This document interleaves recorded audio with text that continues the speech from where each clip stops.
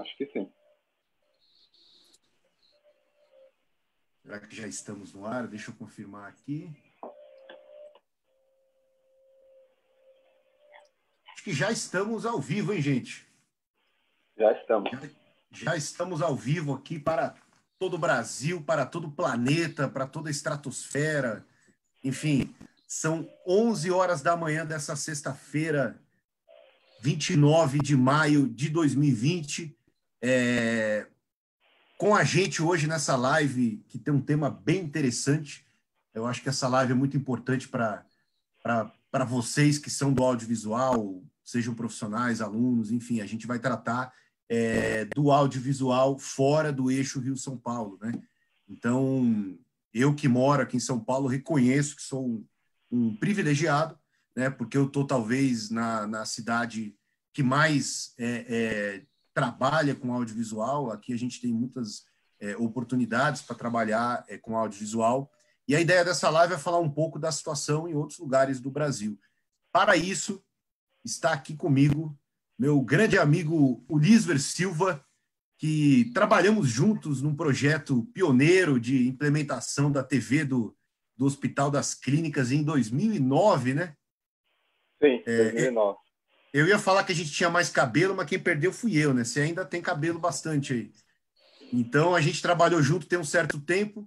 E também o ESI, que fala aqui de São Paulo, mas o ESI não é de São Paulo, né? O ESI e o Lisver são lá do Mato Grosso do Sul. Então, eu queria que vocês fizessem aí uma pequena introdução, se apresentassem para as pessoas. A galera já está vendo, né, nas páginas de vocês, na minha também. Mas então pode começar com você, Lisver, falar um pouco de você, onde você estudou, onde você mora, que experiência que você já tem, depois o ESI, para a gente depois, na sequência, começar essa live muito bacana aí. Bom, muito bom dia para todo mundo. Bom dia, Piero. Bom dia, ESI. Bom, eu sou formado em Rádio e TV, aqui em Campo Grande, Mato Grosso do Sul, pela Universidade Católica Dom Bosco. E sou especializado, fiz vários cursos na área de cinema, né? Esses cursos eu comecei, inclusive, antes da faculdade. Antes de começar um curso universitário, eu já procurei fazer cursos na área de cinema, roteiro, direção. E depois que eu terminei a faculdade, eu continuei fazendo cursos, né?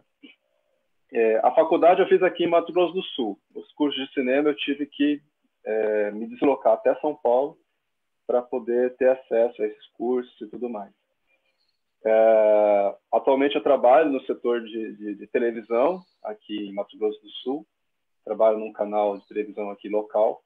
E em paralelo ao meu trabalho, eu produzo meus projetos na área de cinema, né? Iniciei produzindo documentários de curta-metragem, que eu financiava com recursos próprios. E em 2017, eu consegui vencer um edital para projetos culturais aqui da minha cidade e consegui produzir meu primeiro curta-metragem ficcional com equipe, com dinheiro, com estrutura, que foi As Invenções de Aqui. E é isso. Eu digo que eu sou um cineasta das horas vagas, assim, né? Tenho o meu trabalho, onde eu pago minhas contas, e fora do meu trabalho, toco meus projetos, continuo trabalhando aí na carreira cinematográfica. Bacana. Então, ESI, fala então um pouquinho de você. Quem é você? Piero, bom dia, Ulisber. Primeira coisa, bom, eu sou ESI, assim como o Lisber, eu tenho um nome exótico, né? Não é para o pessoal achar que todo mundo do Mato Grosso do Sul tem nome exótico, a gente é exceção, a gente foge um pouquinho à regra. Mas, bom, eu sou do interior do Mato Grosso do Sul. Eu nasci aqui da Uana, que é uma cidade que fica lá no Pantanal, Portal do Pantanal, e passei minha infância inteira lá, até uns 15 anos. Depois eu saí para fazer faculdade de cinema, que o que o Lisber falou é uma grande questão, né? Que a gente não tinha faculdade de cinema, agora nós temos, né, na Universidade Federal do Mato Grosso do Sul, que é bem recente. O que a gente tinha o Rádio e TV, né, que foi o que o Lisber fez, e na época eu saí e fui para o UFSCar. Morei em São Carlos, no interior, né, durante 4 anos, para fazer a faculdade, e nesse meio tempo eu comecei a fazer vários vídeos, todos em Aquidauana, na minha cidade. Eu voltava lá, fazia o pessoal da escola, né, também do jeito que dava, e foi assim que a gente eu fui evoluindo e na época eu também tinha um festival de cinema em Campo Grande, na nossa capital, e quando eu fiz um vídeo que passou nesse festival, foi aí que eu conheci a galera que mexe com audiovisual lá em Campo Grande. Aí também foi um momento muito, muito importante da minha vida, assim, que eu guardo com muito carinho, que me permitiu fazer o meu primeiro curta de edital também, que é sempre assim, né? A gente começa lá na batalha, fazendo os vídeos, e a gente consegue um acesso. Também não é nada, uma verba grande, mas para você está novo, jovem, né, empolgado, uma grande responsabilidade, todas aquelas coisas, né? Tem que fazer tudo bonitinho, prestação, que foi quando teve a produção do Ela Veio Me Ver, que é um curta gravado em Campo Grande, que foi uma experiência muito boa. Isso foi em 2011, né? Teve um retorno legal, passou em festivais e tal, e fiz mais um curso em 2013, e depois começou a ficar um pouquinho difícil, bateu a crise econômica e tal, que foi o momento que eu decidi vir para São Paulo, que é onde eu tô hoje, trabalhando num projeto que eu fiz no interior de São Paulo, também em São Carlos, e tem um outro projeto de documentário que é de Aquidauana. Então, basicamente, é esse o status atual da minha vida. Oh, interessante. Então, pelo que eu pude perceber, e aí lembrando até o tema dessa nossa live, né, a gente vai falar hoje do audiovisual fora do eixo Rio-São Paulo, eu achei muito interessante, Lisber, que você colocou aqui que você é um cineasta das horas vagas, né? E realmente, pensando na realidade do Brasil, é muito difícil você sobreviver apenas como cineasta, apenas como criador. Geralmente, quem trabalha com cinema, principalmente quem trabalha com documentário, tem, digamos assim, uma segunda profissão ou acaba realizando outros trabalhos além da criação de filmes, né? Como se criar um filme não fosse um trabalho. Mas eu queria que vocês explorassem um pouco melhor isso e contassem para as pessoas que estão assistindo, né? Como que é ser um cineasta das horas vagas, né? O que muda para vocês ter uma rotina de trabalho, estar o tempo inteiro ocupado e assim, em qual momento que vocês usam para escrever roteiro, para produzir filme, para gravar? Como que é essa realidade de vocês aí de, vou usar o termo do Lisver, né, de cineastas das horas vagas? Bom, para mim acaba sendo o seguinte, né? O meu trabalho, meu trabalho oficial, né, onde eu pago minhas contas, ele tem horário fixo, né? Tem hora para começar, horário para terminar, né? Então, trabalho à noite, das 6 à meia-noite, e aí durante o dia eu divido o meu tempo entre as coisas que eu tenho que resolver em casa, com a minha família, e reservo uma hora, normalmente de manhã, que é o horário que eu me sinto mais inspirado, com a cabeça mais limpa, né? Para poder desenvolver roteiro, fazer pesquisa, ler coisas, né, que são necessárias para os projetos que eu crio. Como o trabalho do cineasta não é o meu ganha-pão, então eu consigo dar bastante tempo para desenvolver cada projeto sem pressa. Então, nesse momento, por exemplo, eu estou encarando o desafio de escrever o roteiro do meu primeiro longa-metragem. Então, eu separei esse ano inteiro só para isso. Então, eu consigo sentar com calma, escrever o texto, revisar, fazer pesquisa, entrevistar pessoas que eu precise de informações que vão ser úteis para o texto. Então, eu não preciso ficar correndo para escrever logo, para botar em algum edital, por exemplo. Porque eu dou esse tempo para o material poder se amadurecer. Para daqui a um ano eu conseguir, aí sim, começar a correr atrás. Eu vejo muita gente, aqui em Mato Grosso do Sul, não sei se acontece isso em São Paulo também, mas muita gente correndo atrás de edital. Então, abre o edital, por exemplo, agora, aí a pessoa passa a virar à noite para criar projeto do zero, só para poder mandar para o edital. Eu acho que isso acaba sendo contraprodutivo, porque o projeto você não deixa o projeto amadurecer o tempo que ele precisa, e aí você pode até conseguir o dinheiro, mas no fim das contas o material vai ficar ruim, né? Você não vai conseguir ter um resultado bacana com esse material pronto. Então eu prefiro dar esse tempo. Agora, respondendo a pergunta do Piero, né, eu vejo que, como não é o ganha-pão, então eu consigo dar esse tempo. Eu consigo trabalhar mais tranquilo, né? Para que os projetos amadureçam e tenham uma qualidade de trabalho legal. O lado ruim disso é que, assim, a gente acaba esperando muito tempo para filmar, né? Então, enquanto eu estou trabalhando, escrevendo, volta e meia bate aquela vontade. Puxa vida, eu podia estar no set de filmagem, filmando e tal. Vejo os colegas no Instagram mandando foto no set de filmagem. Bate aquela invejinha, né? Mas, enfim, não tem o que fazer, né? Pelo menos nesse momento, estando no trabalho onde eu estou, o caminho é esse, né?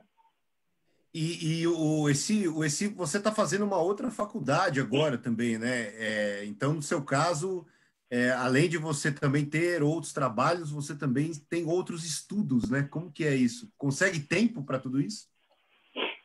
Tem que arranjar. Acho que a grande lição, você vai ficando mais velho, você vê que você pode fazer várias coisas ao mesmo tempo, né? A gente não é uma coisa só e chega uma hora que você tem que ganhar a vida, então não adianta. Eu sempre fui, minha paixão foi cinema desde criança. Vixe, isso aí, se me perguntasse com 12, 13 anos de idade, eu já ia falar que eu queria fazer cinema.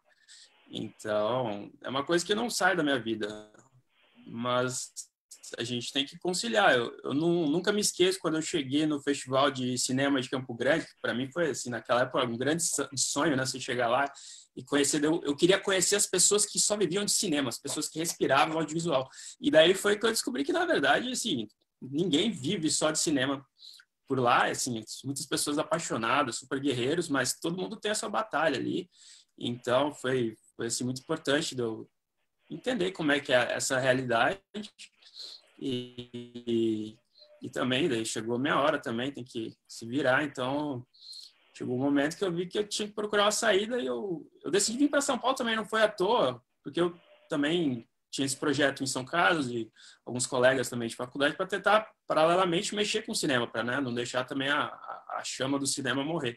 Então, eu estou quase terminando o último semestre de Relações Internacionais na USP, que é uma área que me atrai também, porque eu sou muito curioso em geral. E é uma área que você tem que ser curioso, você estuda um pouquinho de tudo, inclusive cinema. Na faculdade mesmo, a gente tem um grupo lá que é especializado em cinema e relações internacionais. Então, todo filme que tem a ver com relações internacionais. Então, é impressionante como que você encontra pontos de intersecção e eu acho assim, para você fazer filme, você tem que viver. Eu acho que quanto mais realidades diferentes você conhece, isso acrescenta na sua personalidade, na sua capacidade de fazer filmes. E então, está sendo muito bom essa experiência agora também. Pela primeira vez, fazendo parceria por aqui, também a gente passou no edital aqui de São Paulo, então eu acho ótimo. Eu sempre me espelho, eu acho que a gente tem o Joel Pizzini, que é o grande exemplo, um cara que tem, né, vários filmes maravilhosos, e ele está em São Paulo agora, ficou no Rio um tempo, está em São Paulo, mas está sempre indo para o Mato Grosso do Sul, está sempre fazendo projetos, então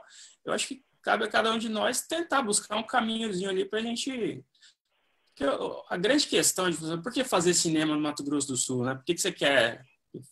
É a questão de ver a sua terra na tela, né? As suas sensações, o seu sotaque, e isso acho que vale demais, então isso motiva muito a gente. E você falou de realidades diferentes, né? Eu vou mostrar aqui o trailer do filme de vocês dois, mas antes de mostrar o trailer, eu queria que o Lizer falasse para a gente, principalmente para quem é de outros estados, né? Porque em Campo Grande vocês tiveram até toque de recolher na cidade, né? À noite. Então eu queria que você falasse um pouco da sua experiência aí durante esse tempo de quarentena, né? Que a gente está enfrentando na pandemia. Porque a nossa realidade aqui em São Paulo, por exemplo, a gente ainda tem uma taxa de isolamento muito baixa, muitas pessoas ainda na rua, né? A taxa de ocupação dos leitos de UTI dos hospitais muito alta, acima de 80%, 90%.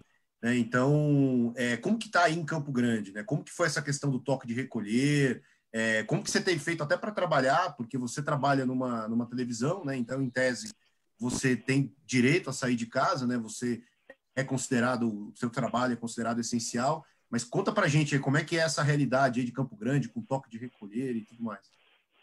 Bom, a disseminação do vírus aqui em Mato Grosso do Sul, ela está bem baixa comparado com outros estados, né? A gente pode dizer que a gente está numa situação mais confortável.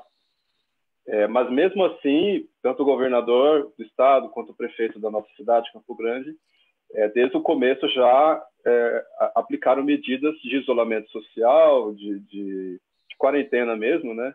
Fechando o comércio, para que o vírus não se disseminasse aqui. Cerca de um mês atrás, eu ainda estava trabalhando, no momento estou de férias, estava trabalhando ainda, houve um toque de recolher por parte do prefeito, né, uma medida, e a partir das 8 horas da noite, ninguém mais podia andar na rua, né? Então, os policiais faziam ronda na rua para verificar quem estava na rua, quem não estava, quem estava na rua mandava voltar para casa e tal. O ônibus também não estava rodando. E aí eu fiquei numa situação assim complicada, né? Porque eu trabalho à noite, eu entro às 6 da tarde, saio meia-noite.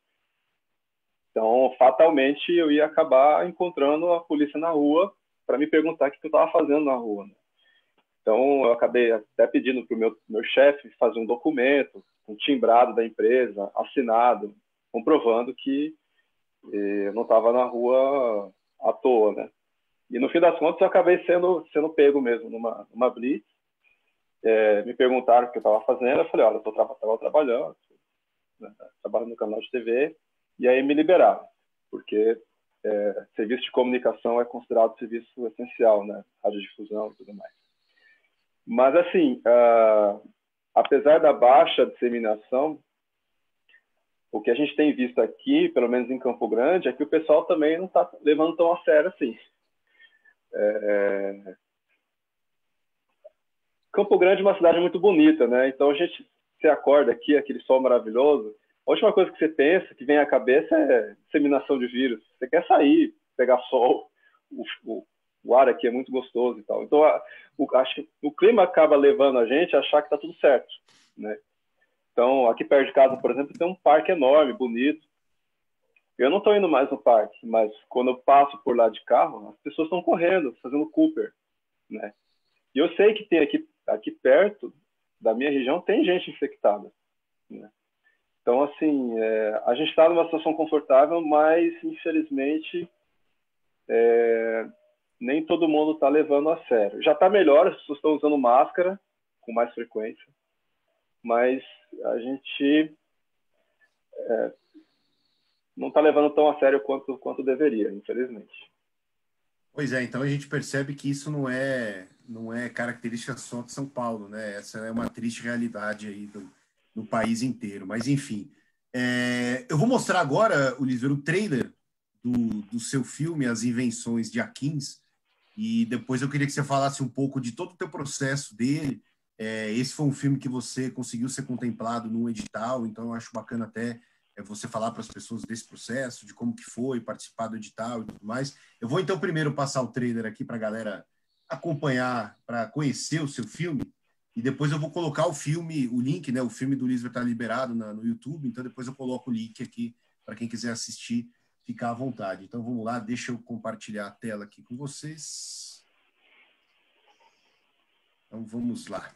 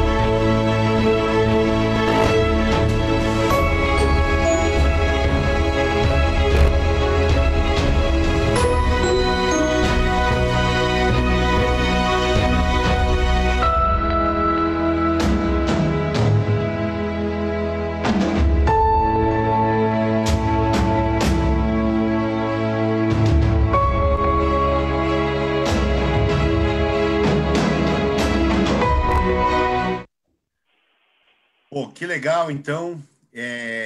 Enquanto você fala, eu vou abrir até aqui o site para a galera conhecer um pouco mais. Mas eu queria que você falasse primeiro sobre o filme, né? Esse é um roteiro, como você me disse uma vez, bem pessoal, né? Inspirado em algumas questões até da tua própria vida. Então, como é que nasceu esse projeto? Só um detalhe, o site é asinvençõesdeaquins.blogspot, tá? No trailer estava .com.br, mas eu tive que desativar aquele lá. Bom, esse curta-metragem é inspirado na minha infância, né? eu, assim como o protagonista do curta, sou filho de mãe solteira, o meu pai não foi presente na minha infância, e eu tinha o hábito de criar meus próprios brinquedos, né? Eu assistia muito Castelo Rá-Tim-Bum na televisão, tal. E aí Mundo de Bigman, e eu ficava empolgado de fazer meus próprios brinquedos a partir daquilo que eu via na televisão. Mais velho, depois de fazer os cursos de cinema, fazer rádio e TV, depois de me sentir mais seguro para encarar o desafio de fazer um filme com dinheiro, eu me deparei com o desafio de definir qual tema seria o primeiro tema, né? A primeira história que eu contaria para um curta-metragem profissional, né? E aí me veio na cabeça que seria oportuno resgatar aquela experiência que eu tive na infância, né? De criar brinquedos, a experiência de viver somente, ter filho de mãe solteira e tudo mais.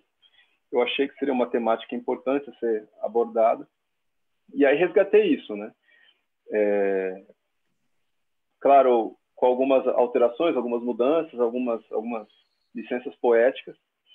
Elaborei o roteiro do curta-metragem durante 6 a 7 meses, fiquei só focado nisso. E aí, com o roteiro pronto, comecei a mandar para vários editais, né? Cheguei a inscrever na Lei Rouanet, cheguei a mandar para editais estaduais, municipais aqui do estado. Depois de uns 2 anos e meio na luta, consegui ser aprovado em um edital da Prefeitura de Campo Grande. Só que aí aconteceu uma coisa interessante.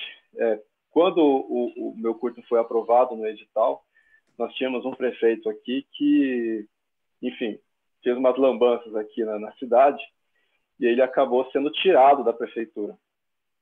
E aí, nessa brincadeira toda, o edital foi cancelado. Então, eu consegui, depois de 2 anos e pouco, consegui ser aprovado no edital, que foi cancelado por conta da lambança do prefeito. E aí veio um prefeito novo, eu tive que escrever de novo o curta-metragem. E aí, por sorte, o projeto foi aprovado novamente, e aí saiu o dinheiro dessa vez. Em 2017, o projeto foi aprovado. E em 2018, a gente conseguiu contratar cerca de 30 pessoas para trabalhar no curta-metragem. E ficamos 2018 inteiro focados na produção do curta, né? Envolvendo ensaios, compra de materiais, filmagem, edição. Foi um projeto bastante complexo de se fazer, porque só tinha coisa, entre aspas, fácil, né? O protagonista era uma criança, tinha cena com desenho animado, cena com efeito especial. Não era efeito especial hollywoodiano, mas era um efeito que dava trabalho ali de se fazer. 30 pessoas envolvidas, parte da equipe não estava em Campo Grande, parte da equipe estava em São Paulo. Então, gerenciar tudo isso ao mesmo tempo, era muita coisa trabalhando para dar errado, né? Mas a gente conseguiu, já desde o começo, manter a administração bem firme para que o recurso que a gente tinha na mão, o dinheiro que a gente tinha na mão, pudesse ser bem aproveitado ao máximo. Foi uma experiência muito boa, muito intensa, demandou muito sorte de todo mundo, mas o resultado foi bem bacana, pelo menos assim, a resposta que a gente tem tido do público, né, tanto as crianças quanto o público adulto. O filme é um filme infantil, mas por abordar essa questão da ausência paterna, acaba tocando os adultos também, porque infelizmente a realidade de muitas crianças no Brasil, né, de crescerem sem a presença da figura do pai, né. Então isso acabou acendendo muita discussão nas escolas. A gente exibiu o filme em várias escolas, né. Essa temática, essa questão da ausência do pai, acabou acendendo muitos debates nas escolas, entre os alunos e professores, que infelizmente é uma realidade das nossas crianças no Brasil.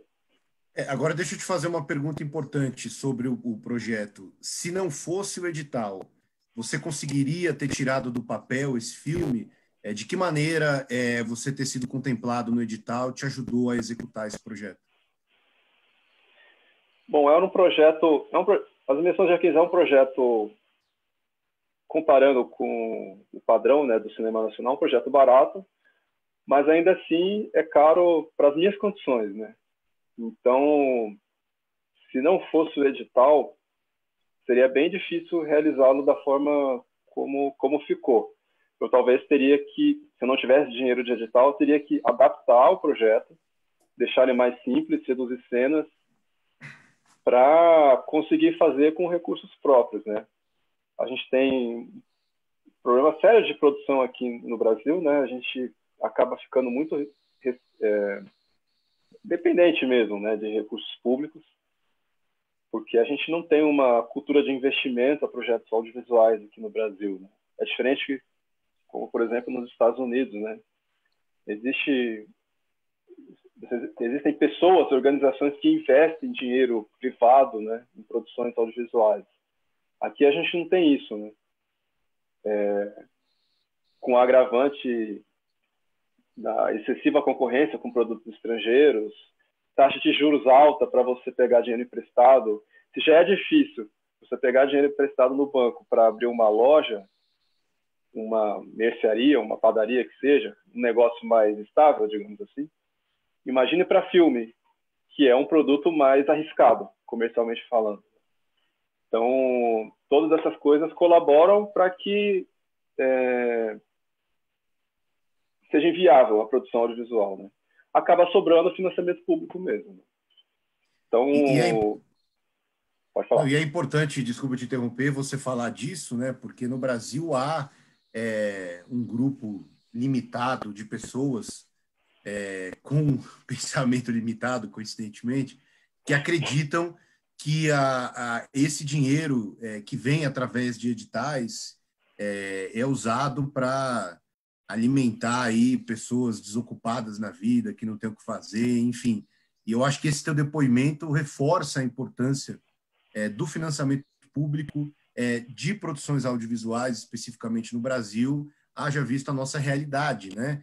É claro que o ideal seria que todo mundo tivesse dinheiro, tivesse condições, tivesse patrocínio de uma maneira equilibrada, né? Então, eu, você, o ESI, enfim, qualquer pessoa que fosse atrás do patrocínio iria conseguir, mas a realidade não é essa, né? Então, o edital ele surge justamente para facilitar que qualquer pessoa, em tese, no Brasil, consiga executar. Agora, eu queria perguntar para você, depois até para o ICI, como é que vocês enxergam a realidade hoje da produção audiovisual? Então, pensando em 2020, na gestão Jair Bolsonaro no governo federal, a gente tem tido cada vez menos editais, né? E a gente percebe que há uma certa até criminalização do edital, né? O agente público dizendo que agora o edital vai ser só daquilo que eu gosto, eu não vou liberar grana para quem eu não quiser. Então, como que vocês, realizadores, jovens, fora do eixo Rio-São Paulo, enxergam a atual situação hoje em relação a editais, a leis de incentivo da cultura, principalmente no audiovisual? Bom, aqui em Mato Grosso do Sul, falando assim bem honestamente, a gente tem pouco acesso aos recursos a nível federal. Então, tanto Lei Rouanet, Lei do Audiovisual, vez ou outra alguém aqui consegue uma aprovação e um recurso por meio dessas fontes, né? Mas, de maneira geral, aqui os profissionais daqui, poucos têm acesso, né? Mas isso não tira o mérito da importância desses mecanismos de incentivo. Então, assim, por que eu estou dizendo isso? Para a gente aqui não muda muito o fato do governo federal não tá dificultando, né, financiamento a projetos culturais por meio de recursos federais. A gente acaba aqui ficando na situação em que a gente já está, que é a situação em que a gente financia nossos projetos por meio de recursos a nível estadual ou municipal do nosso estado. Mas, mesmo assim, eu vejo com muita tristeza o que está acontecendo a nível federal, porque muita coisa boa foi produzida por meio desses incentivos, seja o Fundo Setorial, seja a Lei Rouanet, a Lei do Audiovisual. E E eu vejo assim, se o governo acha que do jeito que tá ruim, então eu acho que tem que sentar e conversar com a classe para encontrar um jeito melhor de financiar o setor. E não simplesmente atrapalhar o meio de campo ou tentar acabar com tudo. Foi o que o Collor fez na gestão dele, décadas atrás, né? O Collor defendia que a Embrafilme era uma perda de tempo e simplesmente cortou, extinguiu. Mas não houve uma política de colocar algo no lugar, algo melhor no lugar, para que o setor continuasse, né? Eu fico me perguntando se eles têm coragem de fazer isso com outros setores, por exemplo, o setor automobilístico, que, se não me engano, existe algumas leis de incentivo, não sei, o termo não é esse, mas existem leis que ajudam esse setor a se manter de pé, abatimento fiscal, coisas do tipo, né? É subsídio então, que eles falam, né? Subsídio, exatamente. Tem um subsídio que o governo Temer, inclusive, renovou, eu lembro disso, que o Temer foi lá e renovou o tal subsídio e tal. Então, assim, existem vários setores da economia que precisam de subsídios, que precisam de apoios. Por que o audiovisual é um problema? Sendo que tem vários setores que também precisam.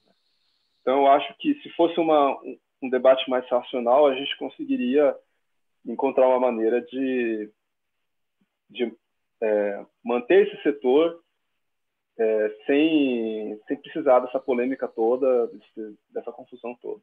Né? E a indústria, o audiovisual é uma indústria, né? Eu não sei se você tem esse número de cabeça, Esli, mas quantas pessoas você empregou no teu filme, assim, geral, do motorista, sei lá, o montador? Quantas pessoas trabalharam no projeto do teu filme?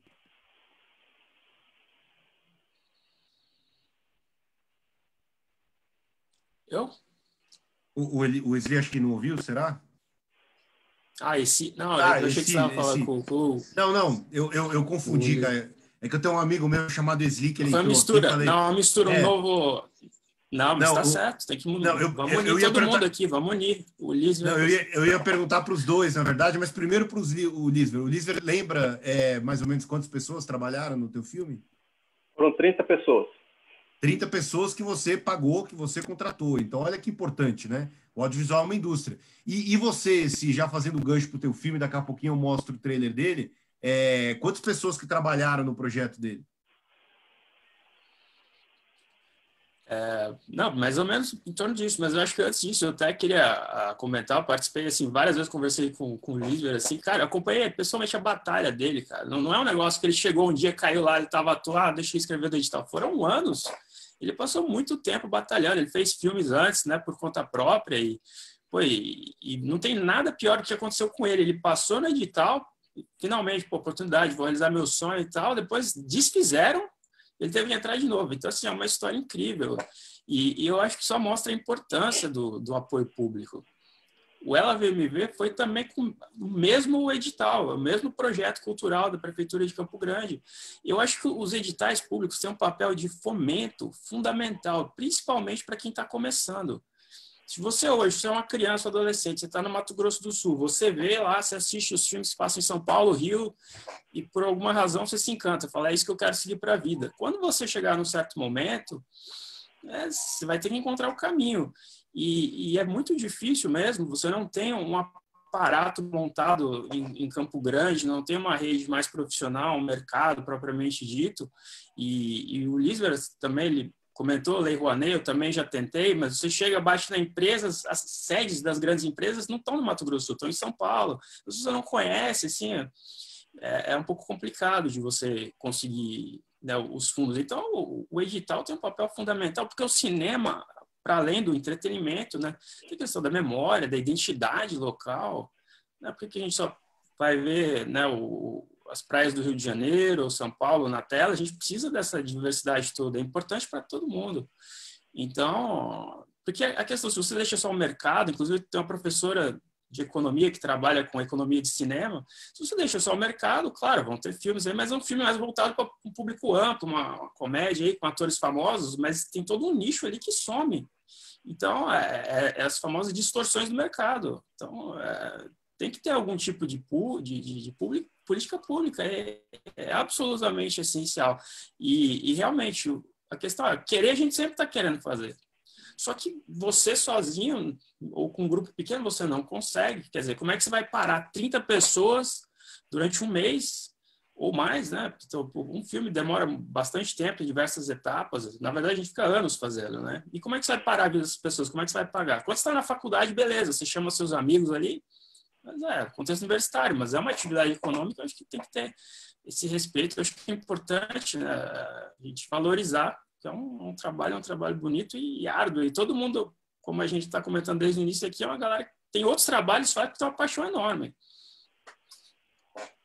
A Júlia Pena, inclusive, fez um comentário aqui falando que o audiovisual ele se torna um problema porque é arte e a arte assusta muitas pessoas justamente pelo tanto que ela consegue atingir, né? Então, ela diz que a arte assusta esse regime fascista que estamos vivendo no Brasil. Então, é importante esse depoimento de vocês dois, desse do Lisver, porque reforça a importância justamente desses incentivos, né, seja através de lei federal, seja através de lei estadual ou até municipal, porque o audiovisual brasileiro não consegue ainda caminhar pelas próprias pernas, né? A gente ainda depende, ou pelo menos, sei lá, talvez quem seja milionário consegue bancar o próprio filme, mas geralmente a gente precisa de um aporte financeiro para realizar uma obra, tá? Quem quiser assistir As Invenções de Akins, que é o filme do Lisver, já postei o link dele aqui nos comentários. E agora eu também já postei o link do Ela Veio Me Ver, que é o curta-metragem dirigido pelo Essi, e eu vou mostrar o trailer dele, né, para a gente falar um pouquinho do seu projeto, Essi. Então eu vou mostrar primeiro o trailer, vou compartilhar a tela aqui, e depois a gente fala um pouquinho dele. Vamos lá,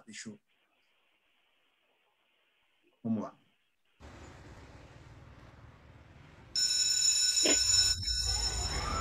Vamos sair? Não sei. Vamos. Não sei. Pode ser na sexta? Pode ser.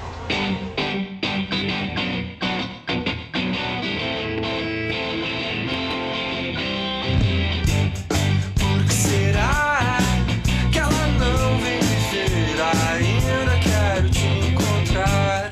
Por que será que a espera é tão longa? Quero você para já. E a cidade nos separa entre arranha-céu, Pelo trânsito, pelas tardes, me aparecem tão pelo céu, pelo chão, pelo amor de Deus. pelo seu coração. Pô, bacana, muito legal esse trailer também. Então vamos lá. Como que começou o teu projeto? Assim como o Lisver também tem alguma experiência tua pessoal que te inspirou nisso? Como que foi? Eu acho que quando você tem 20 anos, você faz um filme, é difícil não ter alguma experiência pessoal, viu? No caso, também a gente pega a partir de uma experiência pessoal algo que te tocou muito na sua experiência de vida, né? Porque com 20 anos você está limitado mesmo. Eu acho que eu vejo que nesses últimos 10 anos, assim, minha visão de mundo ampliou muito. Mas, na época, eu acho que é um filme das sensações de adolescente sob o viés da timidez, assim. Quando você é muito tímido, você não sabe se colocar no mundo. Então, é um filme bem simples, que é uma tarde, é um encontro, um primeiro encontro do menino com a menina, mas tô com todas as dificuldades de timidez, assim, dificuldade de se expressar. Então, eu acho que parte muito desse sentimento aí, de uma certa angústia adolescente. E foi assim, eu acho que o filme também que foi o primeiro filme de edital, então eu acho que é importante isso para quem faz uma primeira vez de edital, é uma experiência marcante, porque não deixa de ser uma etapa rumo à profissionalização, que aí você trabalha com uma equipe, eu trabalhei com gente muito, cara, o pessoal da família Copete, Maurício Copete foi direção de fotografia, o cara, cineasta, grande cineasta daí, então assim, eu conheci uma galera e é a partir disso que nasce o filme, o filme é uma comunhão de várias pessoas e E foram em torno, acho que umas 20 pessoas, e todo mundo ganhando muito pouco, na verdade, mas ganhando. Você ter lá o seu saláriozinho, a sua verba, dá uma outra conotação, né? Então, eu lembro da batalha, acho que foi mais ou menos em torno de 2 anos, né? A partir do momento que passou no edital, para realizar o filme. Então, foi uma experiência muito marcante para mim. Eu acho que também, não só para todo mundo que começa, você pega os 2 atores, né? A Maria Eugênia Pacheco e o Geraldo. Também foi muito importante para eles. Tanto que os 2 hoje estão fora, também saíram do Mato Grosso do Sul. A Maria Eugênia chegou a fazer uma participação na Grande Família, na época. O Geraldo ele já é de uma família de artistas, a família Espíndola, cheia de músicos, e ele está em Minas Gerais hoje, se eu não me engano. Então, é uma coisa que a produção tem um potencial ali de dar um ânimo novo, sabe? De dar um rumo para as pessoas. Falar, pô, é isso que eu quero fazer para a vida, que eu acho fundamental. Se você não tem, a pessoa de repente vai virar outra coisa, vai trabalhar com outra coisa, nem descobre aquele talento que de repente está ali, aquela vontade que está dentro de você.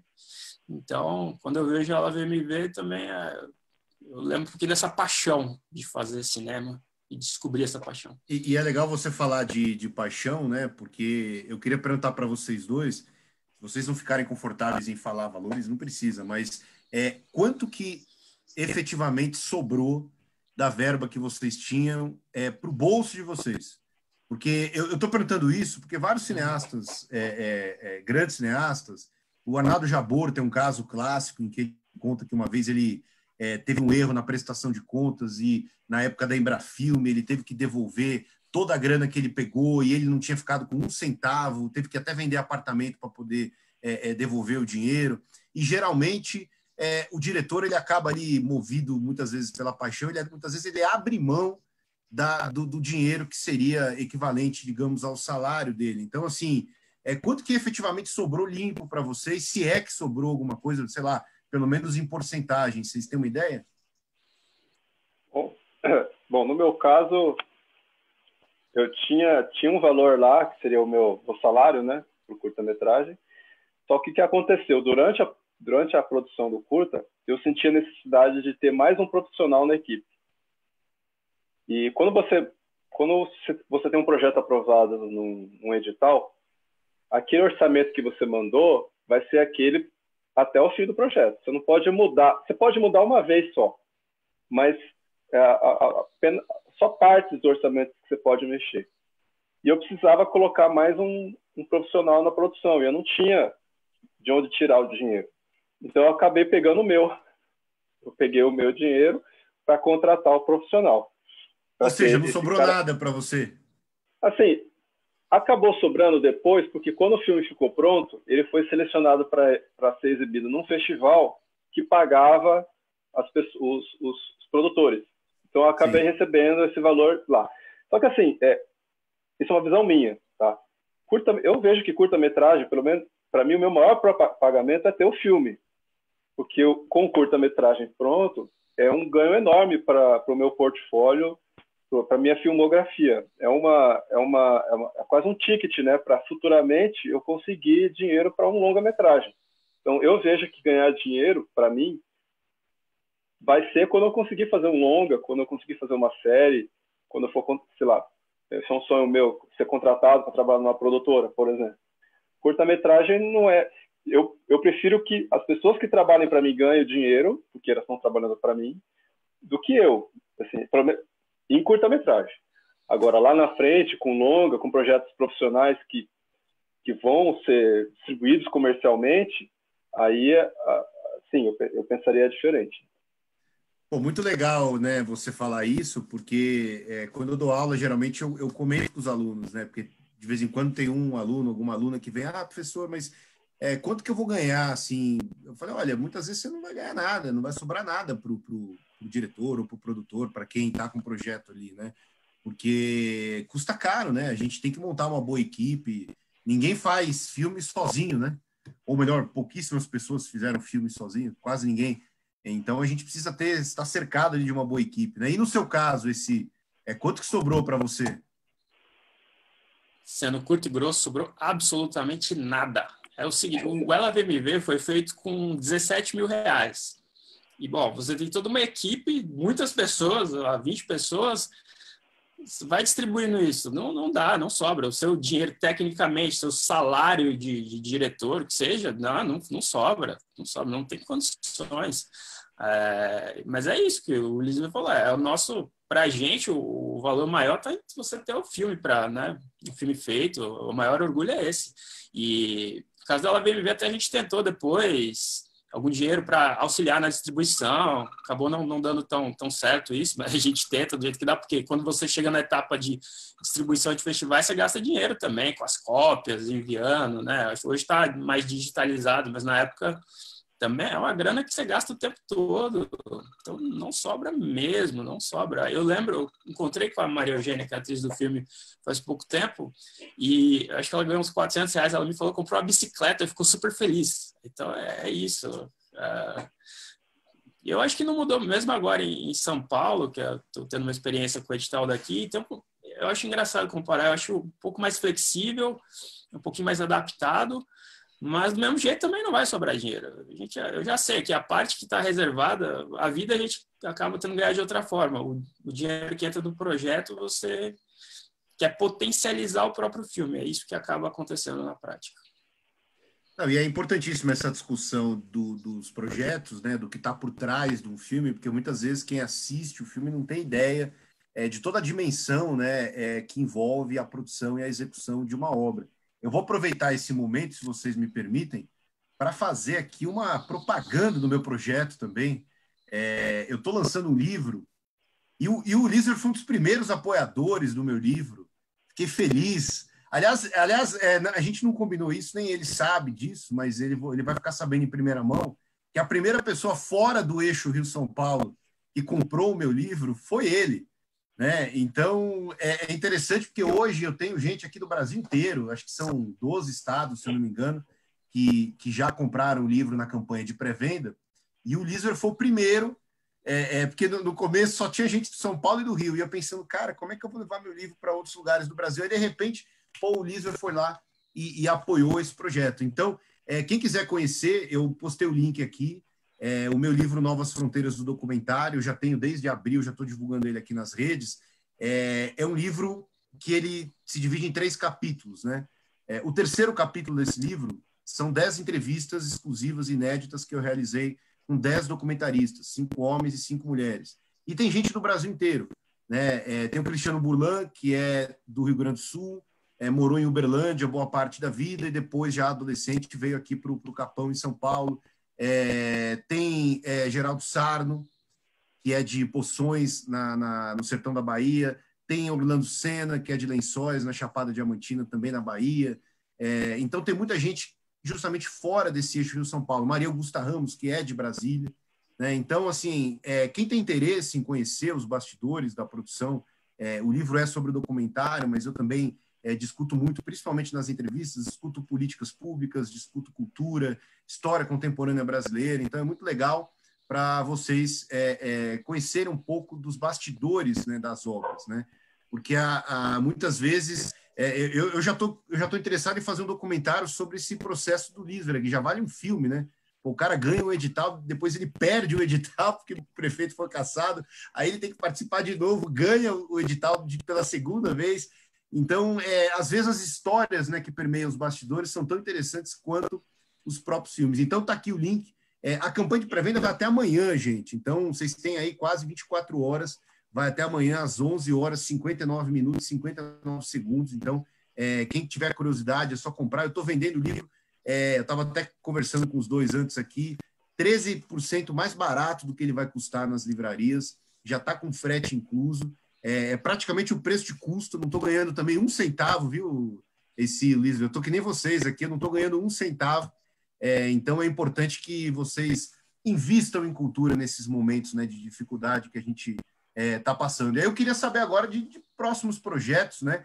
Eu acho que é uma outra questão que eu participei quarta-feira de uma aula na Faculdade do Vale, lá em Avaré, com um amigo meu, o Eric Facioli, professor, e os alunos, a principal dúvida dos alunos era essa.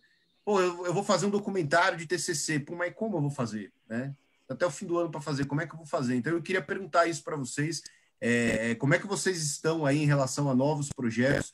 Nesse novo cenário que a gente se encontra, né, a gente não sabe ainda, de fato, quando que as coisas vão voltar a funcionar, até quando, né, a gente vai ficar com esse cenário. Então, como que estão os novos projetos de vocês e como que vocês estão fazendo para continuar aí criativo, para continuar produzindo mesmo na quarentena? Bom, eu só queria fazer um comentário em relação ao financiamento, né, a viabilização de projetos, que a gente falando, pode ficar a impressão de que o único jeito de fazer audiovisual é por meio digital, né?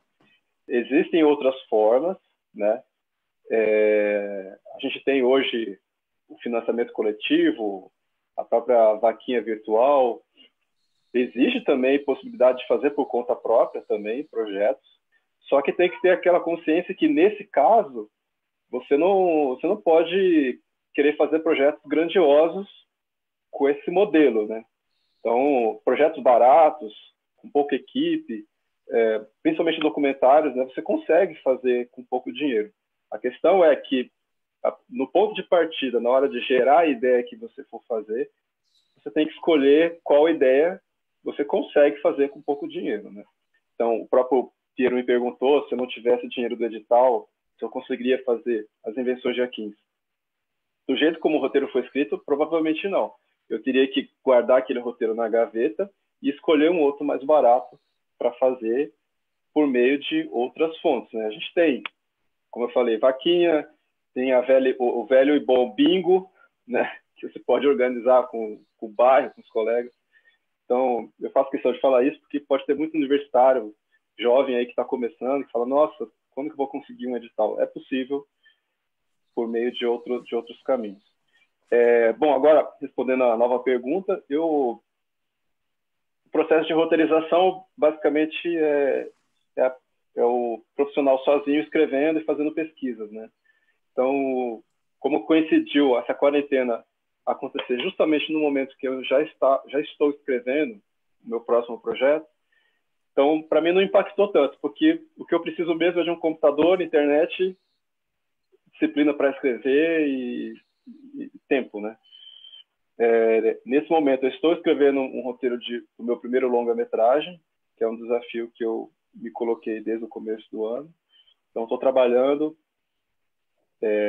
toda aquela luta, né, de gerar a ideia, testar a ideia para ver se ela funciona, criar o argumento, criar o storyline, reescrever várias vezes.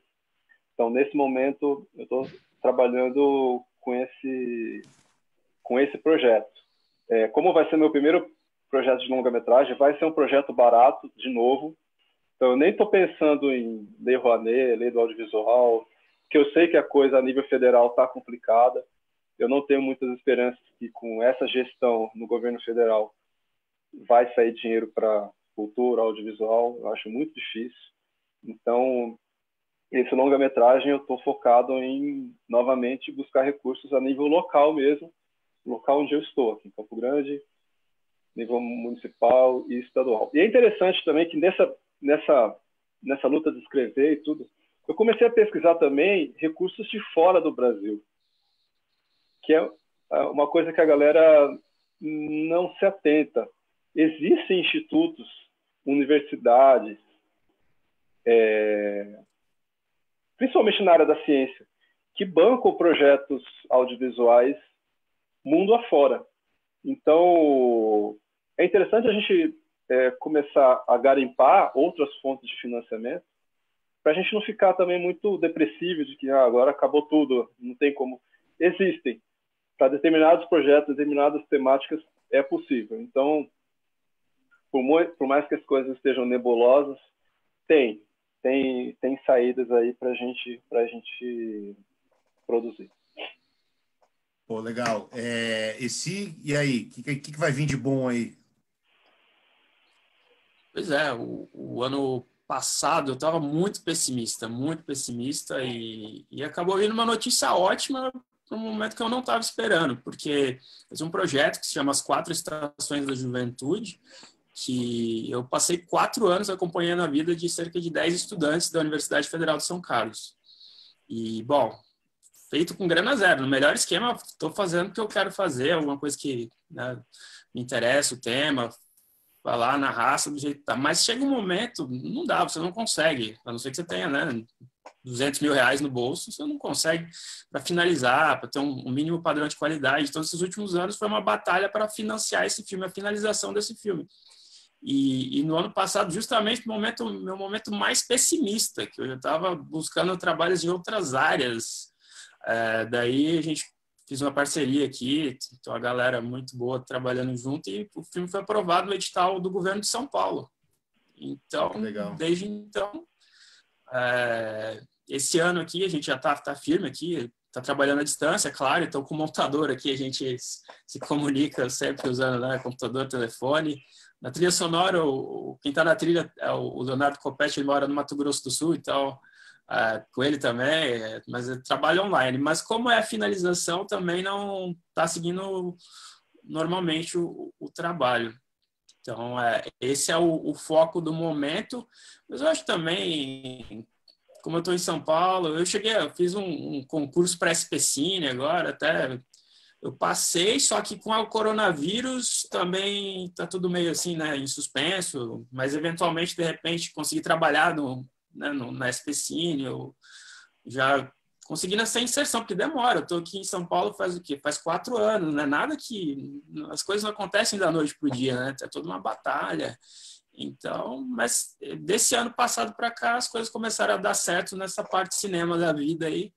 Então, não sei, vamos ver o que acontece. A despeito, né, a nível federal, realmente, eu acho um desrespeito, é questão simbólica também. Por mais a gente pode não concordar, o governo que tiver, né, impulsado pode não concordar com uma outra visão e tal, mas eu acho que o mínimo que a gente tem que ter é diálogo, né, o respeito pelo próximo. Eu acho que isso, infelizmente, não está acontecendo. E vocês, é interessante que vocês destacam a questão até da persistência, né? E é um retorno que eu tenho tido até nessa minha campanha, né? A minha campanha do livro, por exemplo, não é uma campanha de financiamento coletivo, porque o livro eu acabei bancando do meu próprio bolso, já no fim do ano passado, quando eu assinei o contrato, e eu optei por não fazer uma campanha de financiamento coletivo, porque eu fiquei com medo de eventualmente não atingir a meta, e aí o livro ficar emperrado. E foi a melhor decisão que eu tomei, porque se eu tivesse feito isso nesse cenário, aí, possivelmente o livro não sairia, né? Então eu garanti que o livro sairia. E aí, por uma sugestão até da minha editora, conversando com ela, André, que acho que até deve estar nos assistindo, ela falou, por que você não faz uma campanha de pré-venda? Eu não tinha nem pensado nisso, né? Porque nesse momento que a gente está revisando, que eu estou revisando o livro, e o livro vai para a gráfica, eu ia ficar alguns meses aí nessa angústia, eu decidi iniciar a campanha de pré-venda. E é um trabalho de formiguinha, né? Porque eu acho que esse cenário, ele não é de todo ruim, se você souber trabalhar a seu favor, né? Então, no meu caso, sim, quantas pessoas não voltaram a ler dentro de casa, né? O brasileiro tem um hábito de leitura muito ruim, né? Então, vender livro já é uma tarefa difícil, ainda mais vender livro na quarentena, mas, enfim, é aquele trabalho que você precisa ali convencer, você precisa falar, isso é chato mesmo, né? Porque o não a gente já tem, né, num projeto. Eu acho que pelo que vocês estão falando aí, eu acho que o mais importante da gente destacar é que o não as pessoas já têm, né? Então, a gente precisa ir atrás, como o Líser falou, muitas vezes tentar não depender do edital e buscar em empresas. Eu acho que, às vezes, se você morar numa cidade que não necessariamente é uma cidade grande, como São Paulo, até você pode conversar numa empresa de ônibus, por exemplo, você precisa de um custeio ali de transporte, né? Você faz uma proposta ali, olha, eu preciso me deslocar 20, 30 pessoas da equipe. Aí você mostra lá a marca da empresa em troca do transporte, não precisa nem pedir dinheiro, né? Pede só o transporte, às vezes pode fazer isso com alimentação. Então, são dicas muito preciosas. Ulisses Veressi, muito obrigado pela conversa, já deu aí 1 hora de live, né? Senão o pessoal vai ficar... Daqui a pouco já tem um almoço, né? Então a galera já está ficando com fome. Queria agradecer vocês, a Júlia mandou uma mensagem, que não desistam, meninos, precisamos dessa garra e da juventude de vocês, torcendo aqui, esperando esse longo. Olha lá, já criou expectativa na galera, né? E eu acho que é isso daí, né? Acho que a principal, gostei do que a Júlia colocou aqui, é a gente não desistir, né? A gente não pode jogar a toalha nesses tempos aí de incerteza, principalmente, né? Da gente não saber para onde a gente vai. Então é importante, eu fico feliz em ver que vocês estão aí criando, que vocês estão, na medida do possível, trabalhando. Eu acho que isso é o mais importante, né? Então, eu queria agradecer mais uma vez o Líser, agradecer o Essi. Pena que, né, se a gente ficaria o dia inteiro batendo papo aqui, mas curtiram, gostaram? conseguimos passar, dar o recado mais ou menos, né? Bom demais, bom demais. Agradeço você, Piero, pelo convite. O Lisber, é bom te ver, cara. A gente não se vê faz uns meses. Foi muito bom. Eu fico muito feliz pelo convite do Piero, de estar participando dessa live com esse também. E, bom, vamos ver se daqui a alguns meses, daqui a algum ano, a gente tenha mais novidades aí para poder compartilhar com os seguidores do Piero aí. Bacana, legal, mas vamos ver. Agora, eu tenho feito lives semanais, assim, toda terça às 11 eu tenho uma live com o Escorel e com o Juca, 2 amigos meus, e eu vou ver se eu faço, né? Depois que acabar a campanha de pré-venda sábado, eu vou ficar mais tranquilo, porque por enquanto eu estou agoniado aí, fazendo esse trabalho de formiguinha, mas vamos ver se a gente faz outras lives juntos aí, quem sabe. Beleza, pessoal? Brigadão, força para vocês, força para todos nós, e bom almoço, né? Daqui a pouco já está na hora já. Para você também. Um abraço a todos. Valeu, brigadão. Abração, tchau, tchau. Beijo e abraço, pessoal. Até mais.